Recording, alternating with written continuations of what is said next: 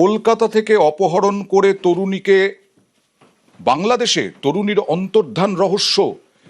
এই শ্যামপুকুরের এই তরুণী চাকরির টোপ দিয়ে নাকি চাকরির প্রলোভন দিয়ে এই তরুণীকে অপহরণ করে নিয়ে যাওয়া হয়। কলকাতার তরুণীকে অপহরণ করে বাংলাদেশে কতদিন ধরে নিখোঁজ, কিভাবে নিখোঁজ, কি জানা যাচ্ছে, কথা বলবো প্রতিনিধি সুদীপ্তর সঙ্গে। সুদীপ্ত, কিভাবে কি ঘটনা ঘটলো? দেখো আনন্দ, যেটা জানা যাচ্ছে যে 1 জুলাই থেকে শ্যামপুকুরের বাসিন্দা মধুমিতা মিস্ত্রি তিনি নিখোঁজ রয়েছেন। যেটা বিষয় সেটা হচ্ছে যে একটি অজ্ঞাত পরিচয় ব্যক্তির সঙ্গে তার পরিচয় হয়েছিল সোশ্যাল মিডিয়ার মাধ্যমে, এবং সেখানেই তাকে বলা হয় যে ওই ব্যক্তি বলেন যে তামিলনাড়ুতে তার একটি চাকরি হয়ে যাবে এবং সে যেন তার সঙ্গে দেখা করে। এই মর্মেই 1 জুলাই তিনি তার সঙ্গে দেখা করতে যাবেন বলে বাড়ি থেকে বেরিয়েছিলেন। তারপর থেকে সে নিখোঁজ, কোন রকম কোনো খোঁজ খবর পাওয়া যাচ্ছিল না। পরবর্তী ক্ষেত্রে তার ভাই দীপঙ্কর মিস্ত্রির কাছে একটি ফোন আসে, যে ফোন নম্বরটি বাংলাদেশের, এবং সেখানে বলা হয় যে আমি আপনার দিদি বলছি বা তোমার দিদি বলছি, এবং বাংলাদেশের একটি হাসপাতালে আমি ভর্তি রয়েছি। এবং এরপরে মেসেঞ্জারে আরো একটি ভয়েস কল আসে এবং সেখানেও কিন্তু একই কথা বলা হয় একটি কাঁটা তার তলা দিয়ে তাকে নাকি নিয়ে যাওয়া হয়েছে, তিনি কিছুই জানেন না, এমন একটি অডিও তাকে পাঠানো হয়। পরবর্তী ক্ষেত্রে যদি ফোন করেন তাহলে মেসেঞ্জারে করবেন কেন? তাহলে তো ফোন নাম্বারেই করবেন।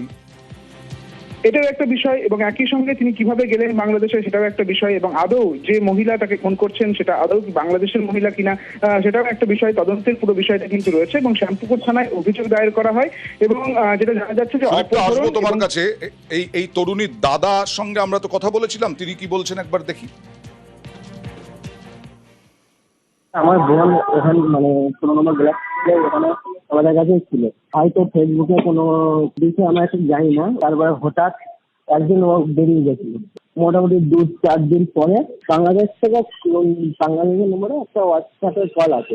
সেই দিক থেকে আমাকে বলছে আমি এখন হসপিটালে আছি। সেখান থেকে আর আমরা ফোনে যোগাযোগ পাইনি।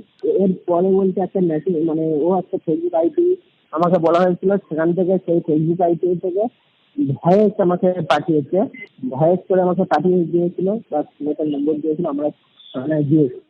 ভয়েসে বলা হয়েছে আমি বাংলাদেশে আমাকে ওখানে অনেক রাত্রে পার করা হয়েছিল, কোন খাল একটা খাল পার করা হয়েছিল, আর অনেক লোক ছিল। পুলিশ বলছে আমরা সঠিক একটা না দিলে আমরা কোনো কিছু করতে পারছি না, আমরা চেষ্টা করছি। সুদীপ্ত, শ্যামপুকুর থানা কিভাবে এগোচ্ছে? সুদীপ্ত, পর্যন্ত কোন রকম ভাবে কোনো খোঁজ খবর করতে পারেনি শ্যামপুকুর থানা, তবে এর বিষয়ে তদন্ত চলছে বলেই জানাচ্ছে, এমনটাই পুলিশ সূত্রে খবর। তবে এখনো পর্যন্ত কোনো খোঁজ মেলেনি মধুমিতা মিস্ত্রির, এবং উদ্বিগ্নে রয়েছে পরিবার। কোন পথে যাবে, কোন পথে তদন্ত হবে সে বিষয়ে কিন্তু তাকিয়ে রয়েছে পরিবার, এবং পুলিশও কিন্তু তার তদন্ত শুরু করেছে। দেখা যাক এই বাংলাদেশের এই নাম্বার থেকে ফোন আসে, এই নাম্বার ট্র্যাক করে কিছু মেলে কিনা। কবে থেকে নেই? 1 মাস হচ্ছে।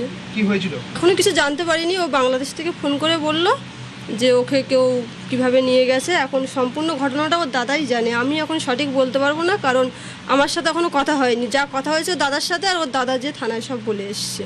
না, এখন পুলিশ সেইভাবে কিছু করে উঠতে পারছে না, কারণ ওর নির্দিষ্ট কিছু ঠিকানা বলতে পারে না। কোনো টাকা পয়সা দেওয়া হয়েছে আপনাদের কাছে? না, কোনো টাকা পয়সা দেওয়া হয়নি, কেউ চায়নি। ব্ল্যাকমেল, সোশ্যাল মিডিয়ায় বন্ধুত্ব মানে ভয়ঙ্কর হয়ে যায় মাঝে মধ্যে। সোশ্যাল মিডিয়ায় বন্ধুত্ব, তারপরে ব্ল্যাকমেল, এবং ব্ল্যাকমেল করা হয়, এবং সোনা, টাকা, সমস্ত কিছু, নাবালিকাদের ছবি তুলে ব্ল্যাকমেলের অভিযোগ, ব্ল্যাকমেল করে সোনা টাকা হাতানোর অভিযোগ, সোশ্যাল মিডিয়ায় বন্ধুত্ব করে টোপ মডেলিংয়ের। আর সেই মডেলিংয়ের নামে এটা কি একটা চক্র কাজ করছিল? কথা বলবো প্রতিনিধি দেবাশিসের সঙ্গে। দেবাশিস, কি অভিযোগ, কাদের বিরুদ্ধে অভিযোগ, কজনের পেছনে আছে? দেখো, এখনো পর্যন্ত পুলিশের জালে 5 জন গ্রেপ্তার হয়েছে, যার মধ্যে একজন মহিলা, তাকে কিন্তু গ্রেপ্তার করা হয়েছে। তার কারণ প্রথম যে ধাপ, অর্থাৎ এই ধাপতেই কিন্তু কাজ করতো এই মহিলা বা যুবতী। সে প্রথম কথা হচ্ছে এই নাবালিকা বা স্কুল পড়ুয়া যে মেয়েরা রয়েছে, কলেজ পড়ুয়া, তাদের সঙ্গে ফেসবুকে বন্ধুত্ব করা, সোশ্যাল মিডিয়ায় বন্ধুত্ব করে তাদেরকে নানা রকম প্রলোভন দেখানো, তাদেরকে মডেলে নামানো হবে, বিভিন্ন সিনেমা ক্ষেত্রে তাদেরকে নামানো হবে, ফলে তার জন্য কিছু মডেল ফটোশুট করতে হবে এবং সেই ফটোশুট করার জন্য রাজীব মণ্ডল এই যে ধৃত এদের মধ্যে একজন, তার একটি হোটেল রয়েছে, সেখানে ব্যবস্থা করা হতো, সেখানে ফটোশুট করা হতো, সেখানে বিভিন্ন রকম ভাবে পোশাক, অল্প স্বল্প পোশাকে, জামা প্যান্ট পোশাকে ছবি তোলা, কোনো পুরুষকে সঙ্গে ঘনিষ্ঠ ভাবে ছবি তোলা, এই ছবিগুলো তোলা হতো, যেটা কারণ সেগুলিকে মডেল হিসেবে কাজে লাগানো হবে। এরা কোন রাজ্যের বাসিন্দা? এরা কি বাঙালি বাসিন্দা? এরা একেবারেই বাংলার বাসিন্দা। বিভিন্ন জায়গা থেকে তারা কিন্তু এক জায়গায় হতো এবং সেই জায়গা থেকে এই ছবি তোলা হতো। পরবর্তীকালে যখন সে বাড়ি ফিরতো তারপর থেকেই তার কাছে যেত হুমকি ফোন, বিভিন্ন ছবি তাদের মোবাইলে পাঠিয়ে বলা হতো কাউকে 5 লাখ টাকা দিতে হবে, কাউকে 10 লাখ টাকা দিতে হবে, তাহলে সেই ছবি সোশ্যাল মিডিয়ায় ভাইরাল করা হবে। এবং সেই ভয়ে কিন্তু একাধিক যুবতী যারা টাকা দিয়ে দিয়েছে, এরকম একটা অভিযোগ পায় সাইবার ক্রাইম পুলিশ বা হাওড়া সিটি পুলিশের গোয়েন্দা বিভাগ।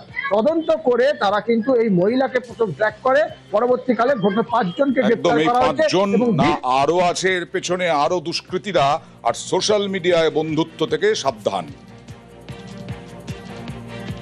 মাইনর গার্লকে ফেসবুকে একজন মেয়ের সঙ্গে পরিচয় হয় এবং মডেল শুট জন্য ওনাকে ডাকা হয়।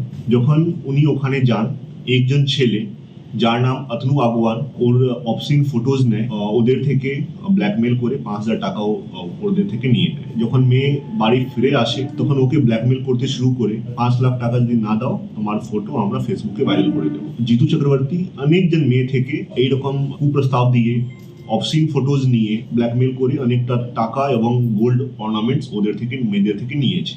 6টা কেস বিভিন্ন থানায় রেজিস্টার হয়েছে, যেখানে 2টা রেপ কেসও আছে, পক্সো কেসও আছে। আমরা এই কেসে এখন পর্যন্ত 5 জনকে অ্যারেস্ট করেছি। কিছু গোল্ড অর্নামেন্টস এবং সিলভার অর্নামেন্টস আমরা সিজ করেছি।